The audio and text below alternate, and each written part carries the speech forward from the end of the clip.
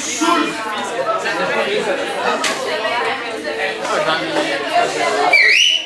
Brincando, fica tranquilo. Não tinha tarefa, eu sei muito bem disso. Eu sempre costumo assistir o finalzinho, o partes da última aula, para ver exatamente onde eu parei. E na sala de matemática, a gente passou boa parte do tempo falando sobre assuntos diversos, não pertinentes exatamente à matemática, e só no finalzinho da aula eu bati um papo muito rápido sobre conjuntos. Foi ou não foi? Foi. Pois é, hoje eu quero repetir alguns detalhes sobre conjuntos e aí sim vou te pedir para arriscar alguns exercícios bem tranquilos da apostila. A apostila ela é muito didática, alguns exercícios podem até dar sono para o cara que é mais utilizado, tão simples que é.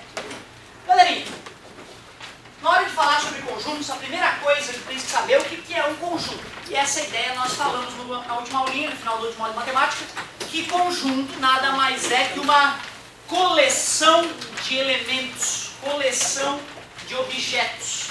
Podem ser objetos físicos, podem ser pessoas ou podem ser números.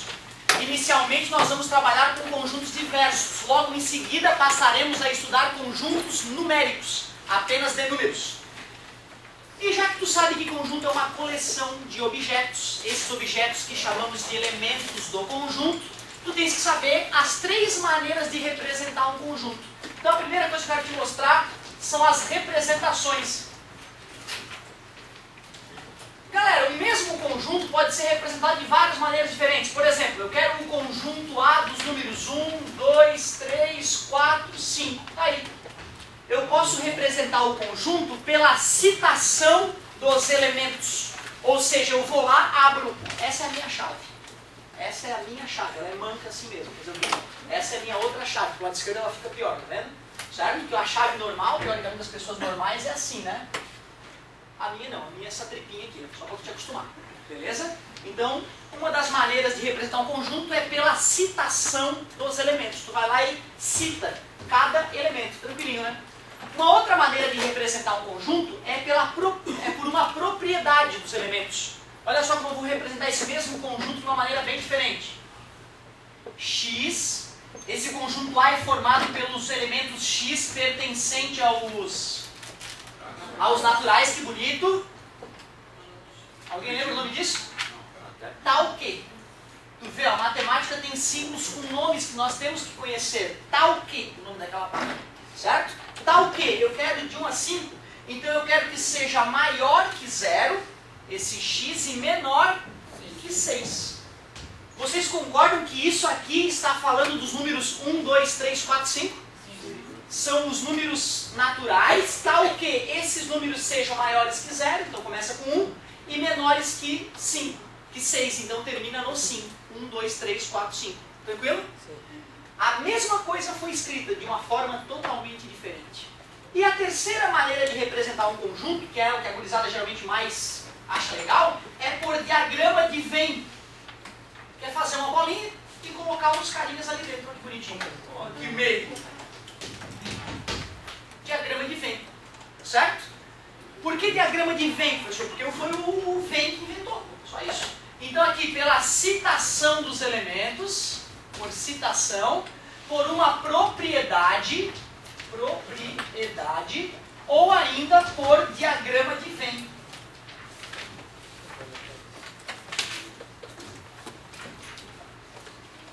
Venn por 2 N's, diagrama de Venn. Light, bem light.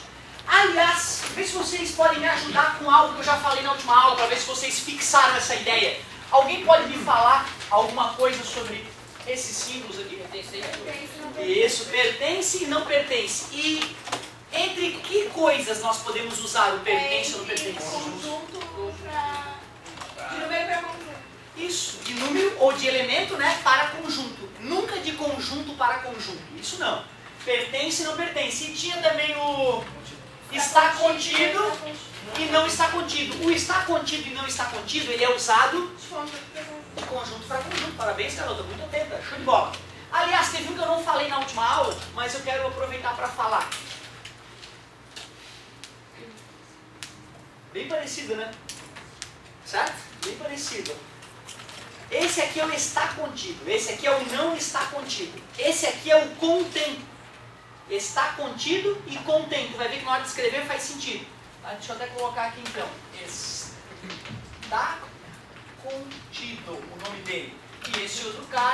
contém. Então quem é aquele ali? Lógico, lógico. Bom, para exemplificar esses detalhezinhos, já te pedi para fazer alguma coisinha aí na apostila, vou fazer o seguinte, ó, eu vou criar aqui alguns conjuntos, o conjunto B, que é o conjunto 7, 8, 9, o conjunto C, que é o conjunto A, B, C. E eu posso afirmar, galerinha, que o conjunto que tem o elemento 7 pertence ao conjunto B. Peguei. Parabéns, garoto, muito atento. Tu vê, eu acabei de te ensinar, fiz uma pergunta e o cara caiu na armadilha. Certo? A vida é cruel. Então eu acabei de explicar, e a colega também, que este símbolo, o pertence, só é usado de elemento para conjunto. Isso aqui é um elemento ou é um conjunto? É um conjunto. Eu botei as chavezinhas, então está errado. O amigo está correto. Se eu quisesse usar isso, deveria ser está contido, porque é de um conjunto para um conjunto. Professor, se tirasse a chave do 7 também. É isso, aí ficaria correto. Aí ok. Beleza? Tu vê, uma bobagemzinha que precisa te tocar. Se tu quiser usar pertence ou não pertence, tem que ser elemento puro, sem as chaves, falando de um conjunto. Se tu quiser usar o está contido ou não está contido, é de conjunto para conjunto. Será que é correto fazer isso aqui, ó? C não pertence a B. É errado porque eu estou falando de um conjunto para outro conjunto. E quando eu falo entre dois conjuntos, não se usa pertence ou não pertence. Para poder ficar correto, eu teria que falar que não está contido, né? Concordam que esse cara aqui não está contido naquele ali? Beleza? Se eu quisesse usar um elemento, eu poderia, por exemplo, falar que o elemento A pertence ao conjunto C. Ou que o elemento A não pertence ao conjunto B. Tranquilinho para vocês? Será que esse conjunto aqui, ó, o conjunto AC, será que ele está contido no conjunto C? Sim, né? O A e o C estão dentro deles, então está contido. E agora, vamos ver aqui, ó. Será que eu posso afirmar que o conjunto C contém o conjunto com o elemento B? Contém, tu viu? Então eu posso escrever que o elemento B está contido no conjunto C, ou posso escrever que o C contém o B, o conjunto com o elemento B. Tu viu? Então faz sentido, né? Usar para um lado está contido, usou para o outro quer dizer que este primeiro cara contém o próximo. Teria como botar assim, ABC contém C? Vamos ver? A, B, C com ou sem chaves? Com chave. Com chaves contém C. o C. Perfeita essa tua afirmação. Verdadeira. O conjunto que tem os elementos ABC, que é o próprio cara, contém ele. Sem problema nenhum. Está correta essa afirmação. Bonita a tua colocação. Show de bola. Então, mais uma vez, só para enriquecer a aula passada, eu mostrei quando é que se usa pertence, não pertence, está contido, não está contido.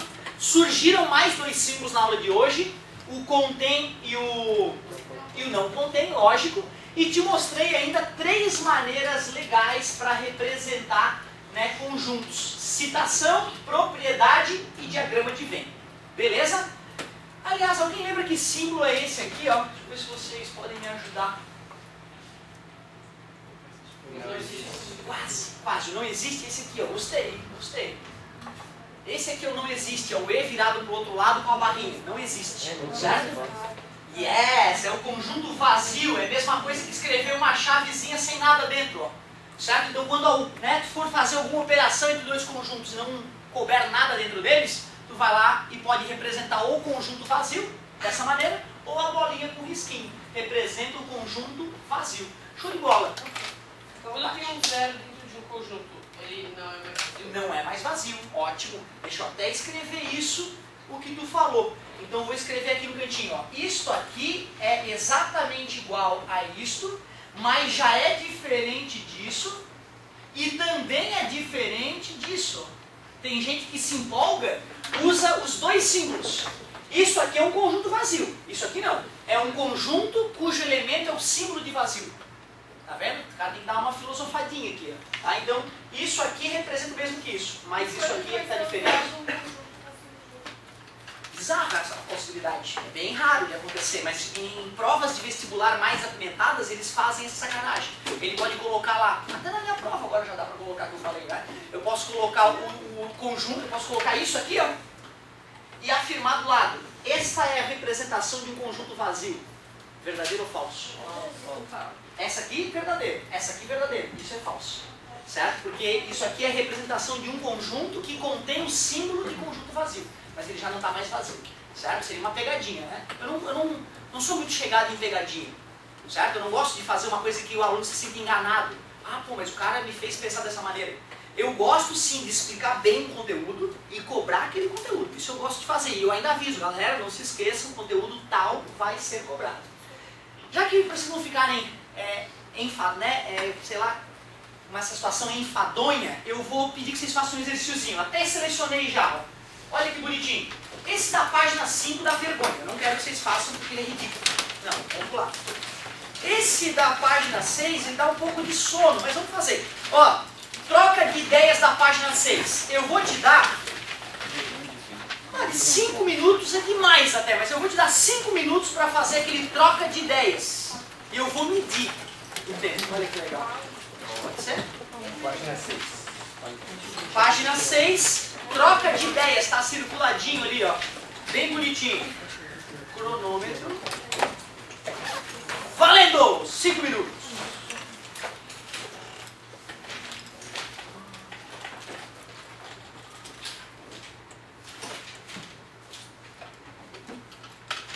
Qualquer maior dificuldade, levanta o braço que eu vou até você. Movimento de braço, eu corro até a tua carteira e te dou uma força. Vamos que vamos. Eu não vejo ninguém parado, um belo dia para aprender matemática.